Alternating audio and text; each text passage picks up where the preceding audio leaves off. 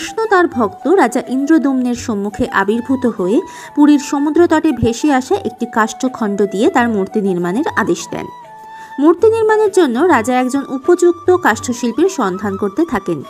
তখন এক রহস্যময় বৃদ্ধ ব্রাহ্মণ কাষ্ঠশিল্পী তার সম্মুখে উপস্থিত হন এবং মূর্তি নির্মাণের জন্য কয়েকদিন চেয়ে নেন।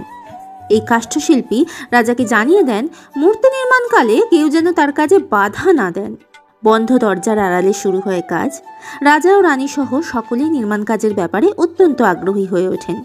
প্রতিদিন তারা বন্ধ দরজার কাছে যেতেন এবং শুনতে পেতেন ভেতর থেকে মূর্তি নির্মাণের আওয়াজ ভেসে আসছে। 6 থেকে 7 দিন বাদে যখন রাজা বাইরে দাঁড়িয়েছিলেন, এমন সময় আওয়াজ বন্ধ হয়ে যায়। তখন রানী কৌতূহল সংবরণ করতে না পেরে দরজা খুলে ভেতরে প্রবেশ করেন এবং দেখেন মূর্তি তখনও অর্ধ সমাপ্ত। এই রহস্যময় কাষ্ঠশিল্পী কে ছিলেন জানেন? যদি জেনে থাকেন তাহলে এক্ষুনি চটপট কমেন্ট বক্সে বলে ফেলুন। মূর্তির হস্তপদ নির্মিত হয়নি বলে রাজা বিমর্ষ হয়ে পড়েন। কাজে বাধাদানের জন্য অনুতাপ করতে থাকেন উনি।